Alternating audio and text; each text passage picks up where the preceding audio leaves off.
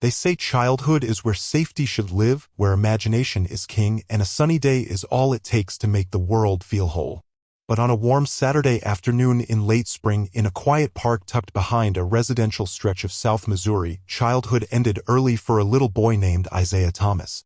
He was 6, barely tall enough to reach the water fountain on his own. But brave, loud, always running, always calling the shots when it came to playground games. That day he had dressed himself. His outfit, a camouflage t-shirt, matching cargo shorts, and a plastic army helmet with a crooked sticker that read U.S. Hero. Slung across his chest with masking tape and pride was a bright red sash he had made at home, his commander's stripe. And in his small hands Isaiah carried what he believed to be his badge of honor, a black plastic water gun with a green trigger and a see-through tank. It made satisfying click sounds when pumped, and when it squirted, it sprayed in 3 directions at once. It was Isaiah's favorite toy. He called it Justice Blaster 3000. The park was busy. It was Community Dress-Up Day, an annual neighborhood event where families came out to grill hot dogs, dance to local music, and let their kids run wild in costumes, superheroes, doctors, astronauts, even a little girl dressed as a weather reporter, microphone and all. People laughed. Dogs barked. Vendors sold lemonade. A marching band of high schoolers had just finished a brass-heavy version of Uptown Funk. The sun had begun its golden descent, casting soft shadows across the playground. It was the kind of day that should have been frozen in a photo album. And then, just like that, everything changed. Isaiah was crouched behind the monkey bars, whispering tactical commands to 3 other kids who were part of his unit. His best friend, Caleb, wore a sweat vest made of cardboard. A girl in a tiara held a walkie-talkie that didn't work but made her feel important. "On my signal," Isaiah said, crawling in the grass. Across the mulch-covered battlefield, another group of kids huddled behind a picnic table, preparing for a water balloon ambush. It was innocent. It was beautiful. It was seconds away from becoming a nightmare. For minutes earlier, someone had called 911. The voice was tight, clipped. "Yes, I'm at the park on Maple and Hayes. There's a group of kids. One of them's got a real-looking gun. Black. Pointed it at my car. I didn't stop, I just drove off, but I think it's serious." The dispatcher logged it. "Possible juvenile with firearm. Respond immediately." 3 officers were nearby, already out on patrol. They rolled in with sirens silent but lights flashing. They were white. They were armed. And they were already nervous. Isaiah didn't hear them at first. The music was loud. The sprinkler near the slide was hissing. He had just shouted attack when the first officer came barreling across the grass. What happened next happened fast. One moment Isaiah was mid-run, laughing. The next, a voice screamed, "Drop the weapon." Children screamed. Isaiah turned. And then he was on the ground. Boots slammed into his small chest, knocking the wind out of him. The gun flew into the air, landing near the swing set. A second officer leapt on top of him, jamming a knee into his back. "Stop resisting," someone shouted. Another adult screamed, "He's a kid." The third officer appeared with handcuffs, small, plastic, used for detaining juveniles. He pulled Isaiah's wrists behind him and locked them shut. Isaiah was crying. Not soft tears. Loud, panicked, guttural wails. He peed himself. The warm stream soaked into the grass beneath him. But even through the sobs, he tried to speak. "I'm a soldier," he cried. "It's dress-up. It's a game." No one answered. From across the park, a woman broke into a sprint, her sandals flying off as she tore through the grass. Isaiah. It was his mother, Angela Thomas, who had been helping grill burgers 2 tables away. She ran like her life depended on it. By the time she reached him, he was still on the ground, shaking. One of the officers turned to stop her, hand raised. She pushed past him. "That's my son," she shouted, voice cracking. "That's my baby." She dropped to her knees, pulling Isaiah into her arms as he sobbed, still cuffed. "He's 6, she yelled, her voice high and shaking. "It's Community Dress-Up Day. Look around. Do you even know what today is?" The lead officer looked stunned. Someone, an older man with a beard and a phone, stepped forward. "I got it all on camera," he said. Every second. The officers froze. The camera was still rolling. People were filming now from every angle. Angela wiped the sweat and tears from her son's face. "Can you breathe, baby?" He nodded weakly. "I wanted to be brave," he whispered. "Like Daddy." Angela's eyes widened. Isaiah's father had been in the army. He had passed away 2 years prior from cancer.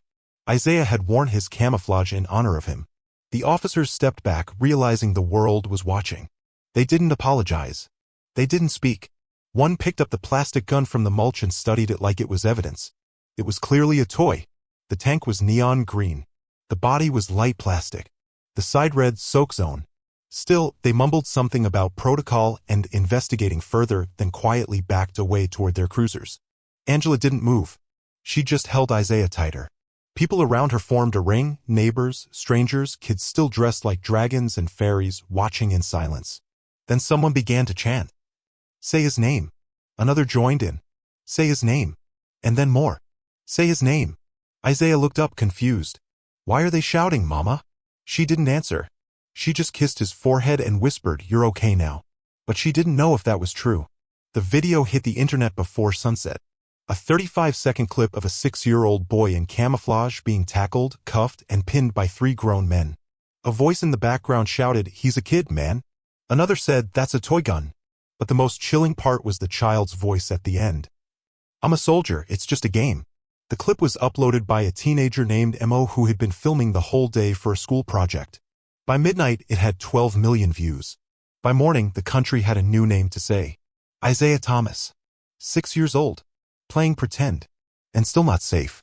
The Monday after the video exploded, Angela Thomas couldn't open her front door without finding something new on the porch: bouquets of flowers, cards scribbled in crayon, one teddy bear dressed in a camouflage vest with duct tape, and the words, "Stay strong." Isaiah. She didn't want any of it. Not the pity. Not the media. Not the staged sympathy from city officials who only showed up when the cameras were rolling. She just wanted her son to sleep through the night again. Isaiah hadn't slept since the incident. He would wake screaming, soaked in sweat, running from his bed to the hallway like the ground was lava. "He's coming," he'd whisper, hiding behind the couch. "The man with the big gun is coming again." Angela tried everything: soft music, warm milk, co-sleeping. But nothing worked. The image of Isaiah, face down in the grass, hands locked behind him, sobbing for air, that image wouldn't leave her. It wouldn't leave him either. Meanwhile, the city spun its machine. The mayor held a press conference, calling the incident deeply unfortunate and promising a full internal review. The police chief issued a statement noting that responding officers acted based on the information received from dispatch and followed standard engagement protocol. Not once did they say his name. Not once did they say child. Just the individual and the minor. Angela stood in her kitchen reading the transcript and whispered, "He has a name." Then louder, to no one, "Say it." By Wednesday, the news cycle hit full velocity. CNN, MSNBC, Fox News, TikTok compilations, heated Twitter threads, opinion columns with titles like "How Real is Too Real for Toy Guns" and "America's Fear of Black Boyhood." But what none of them talked about was what happened when the cameras left. How Isaiah started carrying his stuffed dog everywhere for protection. How he stopped talking in full sentences.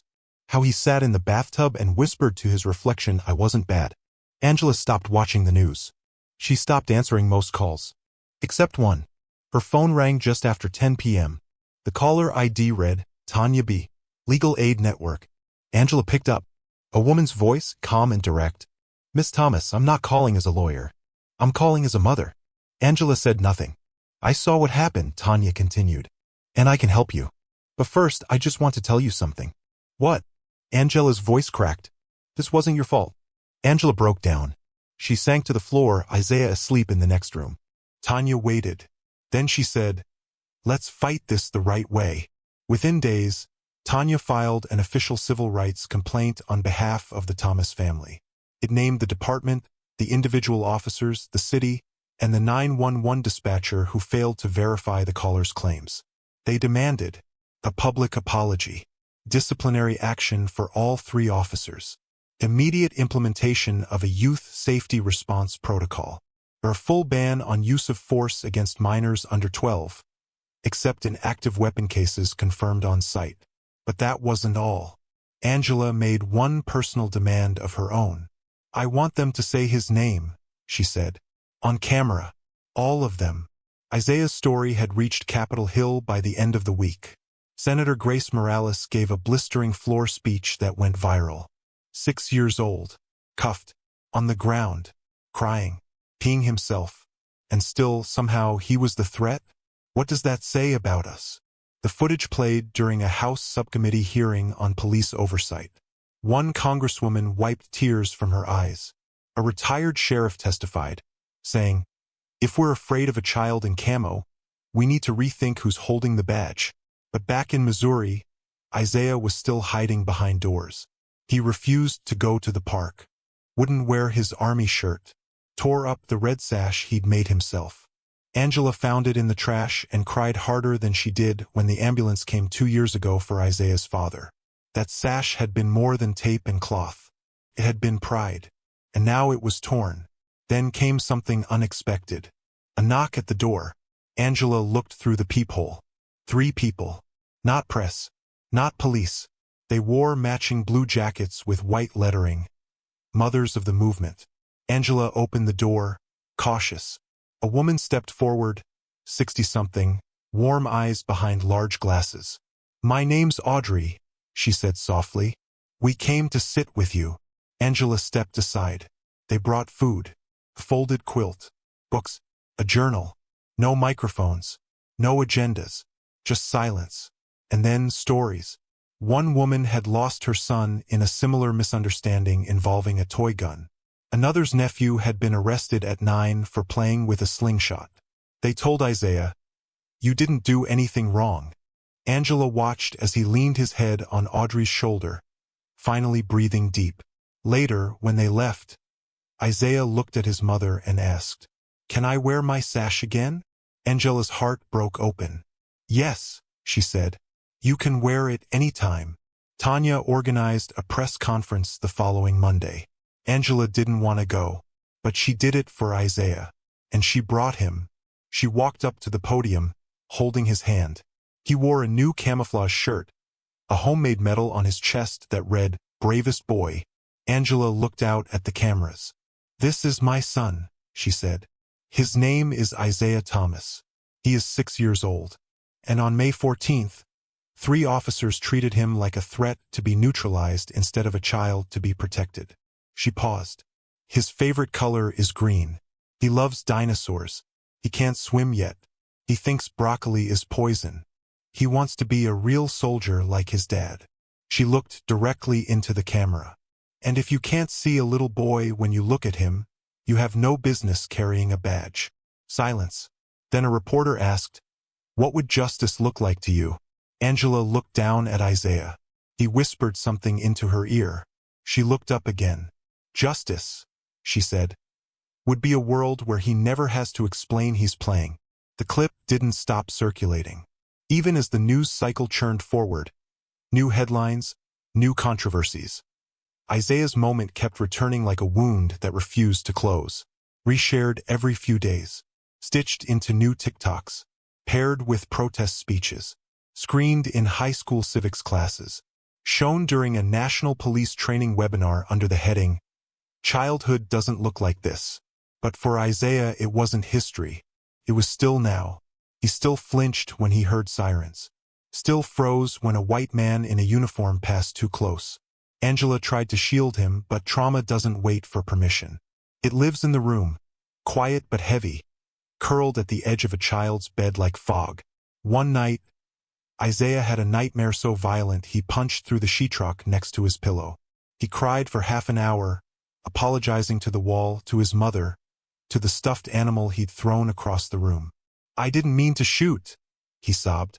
Angela held him and whispered, "You didn't shoot, baby. You never shot. It was just water. It was always just water."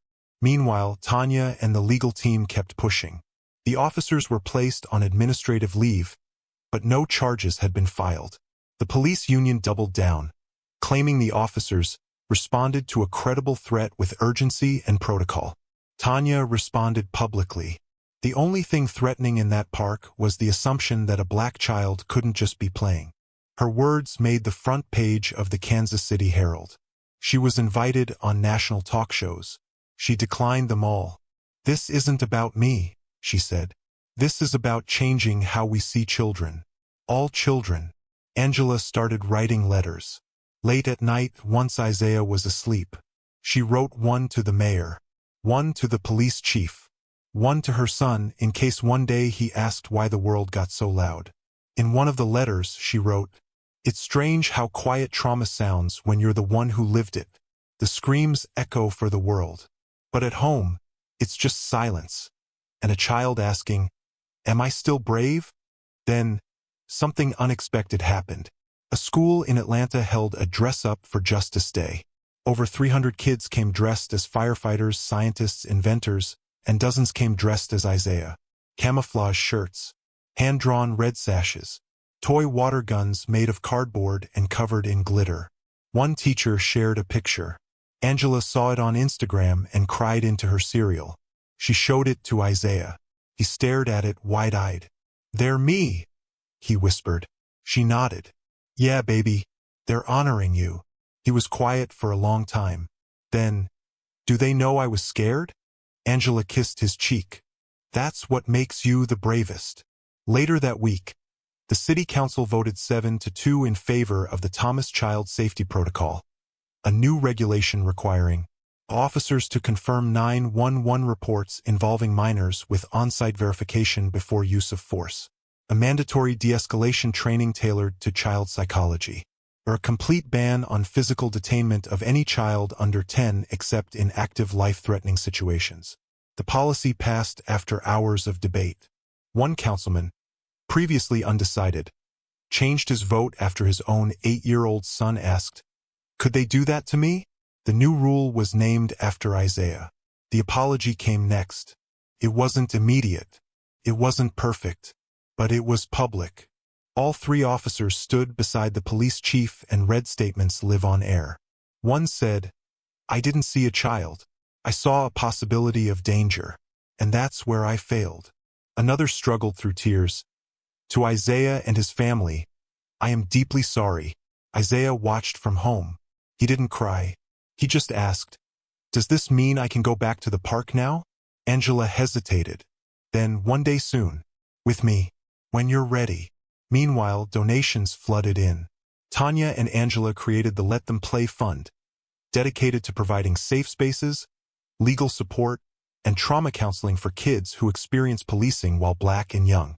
They opened their first support center in Kansas City 2 months later. Isaiah cut the ribbon. He wore a blue blazer over his camouflage shirt. Someone asked if he was nervous. He said, "Not really. I brought backup." He pointed to Angela. She smiled, eyes glassy. "Always." The next week, Time magazine ran a cover with Isaiah's face, mid-tears, from a still frame of the original video. The headline read, "When a game becomes a crime." The article featured interviews with child psychologists, trauma experts, and officers from across the country reflecting on what they saw. But the most powerful quote came from Isaiah himself. They'd asked him, "What do you want people to remember about that day?" And he'd said, "That I was being brave for fun." And then it stopped being fun. Angela taped the magazine cover to his wall. Next to it, she placed a frame that held the sash he'd once thrown away. It was stitched back together now by hand with care. And beneath it, a single sentence in gold print. "I was always brave." Autumn came early that year. The leaves in Kansas City turned gold by September. Wind picked up, brushing playgrounds clean of summer footprints. And in the corner of a quiet classroom at Frederick Douglass Elementary, Isaiah Thomas sat in a small plastic chair, carefully coloring inside the lines. His therapist, a soft-spoken woman named Miss K, watched him from across the room. "You seem quiet today," she said. Isaiah didn't look up. "I'm drawing the day before." Miss K leaned closer. "Before what?" "Before I got tackled," he said plainly. She blinked. He flipped the page around. "For stick figures. One tall, with a badge. One small, with big round eyes. A splash of red over the heart. Underneath, in block letters, I was just playing." That night, Angela sat at the dining table going through emails. There were dozens. Requests for interviews, school event invitations, speaking offers, book deals, but she ignored most of them. Instead, she opened a new folder on her desktop and titled it, Isaiah's World. Inside, she pasted scanned drawings, snippets of conversation, a photo of him asleep on the couch with a toy soldier still in hand. She wasn't building a lawsuit. She was building memory. Proof that her son's story was more than just pain. One email caught her attention. Subject, White House Invitation, Youth Safety Advisory Panel. Angela read it twice. They were inviting her, Angela Thomas, to sit on a federal roundtable alongside policy experts, law enforcement, and educators to help shape a new national framework on policing and children. She wasn't a lawyer. She wasn't a politician. But she was the mother of the boy who shook the country without saying a word. She showed the email to Isaiah. He looked up from his cereal and asked, "Will there be cartoons?" She smiled. "No, baby. Just grown-ups trying to understand what kids already know." In Washington, she sat in a circle of 30 chairs, all filled with degrees and suits. She wore a simple blue dress and the same necklace she'd worn to every court date, a silver pendant that read, "Say his name." The moderator welcomed everyone. Angela didn't speak at first, but when asked what children need most from police, she said this: "They need to be seen the way we see them when they're asleep. Soft, whole, unfinished. They don't need training manuals and code words. They need space to be silly without being judged, to run without being chased, to fall without being feared." The room was silent. Then one retired police chief whispered, "That's the most honest thing I've heard in 20 years. Meanwhile, Isaiah began writing letters. He couldn't spell everything right, but the heart was clear. One went to the mayor. "Please help kids not be scared of police. We just want to play." One went to his dad, which he placed in a shoebox under his bed. "I tried to be brave, but I cried. I hope you're not mad. Love, your soldier." And one went to a little girl in North Carolina named Riley. She had sent him a crayon portrait of herself and a note that said, "I'm white and scared too. My mom says you're a hero." Isaiah drew her a rocket ship with both of them inside. Underneath, he wrote, "You can sit in the front. I'll guard the door." The Let Them Play fund expanded. Angela wasn't rich, but the people believed in her. Churches, teachers, NFL players, authors, donations poured in. They opened trauma centers in 5 cities. Free counseling for kids. Playgroups for those afraid of police. One program, Costumes Without Fear, gave away thousands of safe, clearly marked toy sets, water guns in neon green, superhero outfits with visible ID badges, cardboard police outfits with peace signs on the back. Isaiah helped pack boxes. He insisted every one include a note, "You are still brave." One day, a family from Michigan flew in just to meet Angela. Their 8-year-old son had been stopped and searched after pointing a Nerf gun at a tree. He hadn't spoken for 2 weeks. Angela invited them in. She made lunch. Isaiah played blocks with the boy while the parents sat on the couch crying. And when they left, the mother hugged Angela so tightly it hurt. "You gave us a language," she whispered. "We didn't know how to explain it until you did." Angela didn't reply. She just nodded, because she knew what it meant to hold pain with no name. By spring, a documentary crew approached. They wanted to tell Isaiah's story. Angela said no. But then Isaiah asked, "Can we tell it with cartoons?" They paused. A week later, they returned with sketches. Isaiah watched a pencil version of himself climb monkey bars, hold a water gun, smile under the sun. He smiled. "I like him," he said. So they began. The documentary aired on PBS. Titled When Play Becomes Danger, it blended animation, news clips, and testimony. It won 3 awards. But more importantly, it changed minds. One police academy in Ohio began using it in their youth interaction training. A school district in Arkansas replaced detention for aggressive play with peer mediation and reflection rooms. A senator referenced it in a hearing on policing reform. And then came the twist no one saw coming. Isaiah wanted to return to the park. Angela hesitated. He'd been talking about it more. Sometimes in the car. Sometimes at bedtime. But this time he said it clear. "I want to go back. I want to show it didn't beat me." So they went. He wore his army shirt, his new sash, and held a bright orange water gun with "Safe" written across the side. Angela brought back up friends, neighbors, Tanya, Miss Kay. And when he walked into that same playground, something happened. The kids stopped, then clapped. One ran up and asked, "Are you the real Isaiah?" He nodded. The boy held out a water balloon. "Want to team up?" Isaiah grinned. "Let's go." Angela watched from the bench, hands trembling, heart full, and for the first time in almost a year, she smiled without guilt. There was a moment, just one, that would stay with Angela Thomas for the rest of her life. It wasn't when the law passed. It wasn't the televised apology. It wasn't even the day Isaiah walked back into that park and made it his own again. It was something much quieter. One evening, while cleaning up toys in the living room, she found Isaiah's notebook on the coffee table. It was open to a page where he'd written in giant block letters with a crayon, "My name is Isaiah Thomas. I am not dangerous." And under that, in smaller letters, he'd added, I am fun. I am loud. I am fast. I am good. She sat on the couch, holding the page, and wept so gently she didn't realize the tears had come. By the 1-year mark, Isaiah's story had been told in hundreds of ways: articles, school plays, children's essays, even a mural painted on the side of a community center. It showed Isaiah mid-run, his toy water gun replaced by a flag that read, "Let them be kids." But Angela wasn't interested in symbols. She wanted structure, tangible change. She worked with Tanya and a coalition of parents to draft new state-level policies around child suspect encounters. Together, they created the Youth Safety and Perception Reform Bill, which included statewide bans on use of force against children under 12 during first responder calls unless immediate threat is confirmed, mandatory mental health evaluation for any officer involved in detaining a minor, legal accountability for false reports that trigger violent police response against minors. The bill passed with a narrow majority. Angela didn't celebrate. She just exhaled and kept moving. Meanwhile, Isaiah started sleeping better. Not every night, but more than before.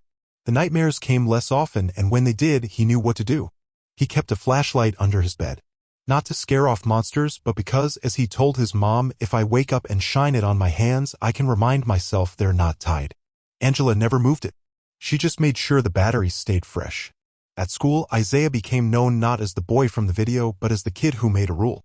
His classmates would point to the school hallway posters, now showing bright, illustrated versions of the Let Them Play guidelines, and say, "That's Isaiah's rule." One day, a 4th grader asked him to sign a baseball glove. Isaiah frowned and said, "I'm not famous." The kid replied, "You don't have to be famous to be important." Isaiah signed. With a blue marker. He wrote, "Play safe. Speak loud. ID." Angela was invited to speak at a nationwide summit on racial equity in education. She didn't want to. Public speaking still made her hands shake. But Isaiah walked into her room holding a paper crown from a birthday party and placed it on her head. "You're already the queen," he said. "Now just talk like one." So she went. In a packed auditorium in Chicago, she stood in front of 2,000 educators and said, "We teach kids about history, but we forget they're living it. Every time a black child is mistaken for a threat, we write a new chapter. My son wasn't angry. He wasn't violent. He was 6. He cried when his cupcake frosting melted. He believed in soldiers and superheroes. And still, someone saw him and thought, call the police.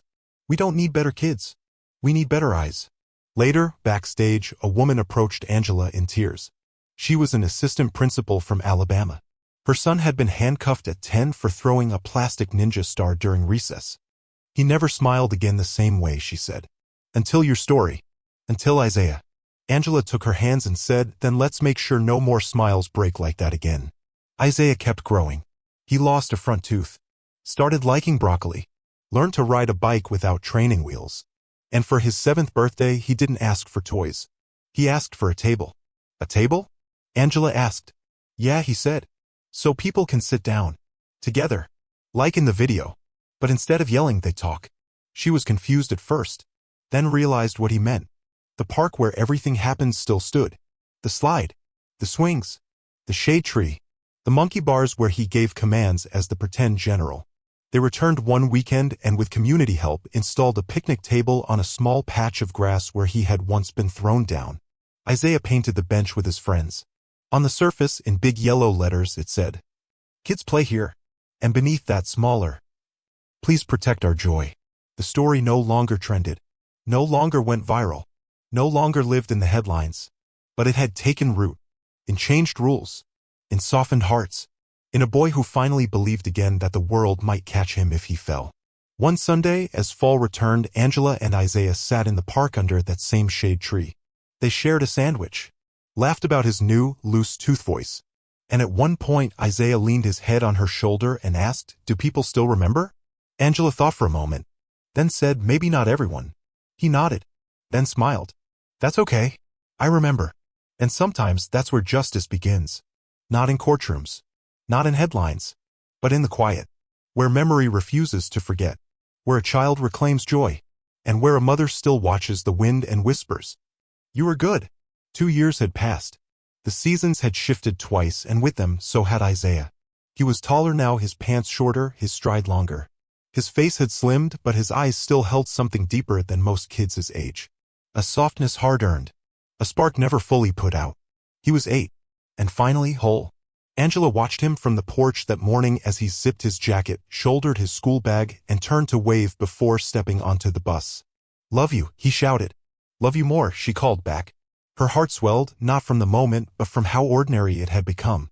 There was a time when she hadn't known if he'd ever feel safe enough to walk to that yellow bus again without flinching.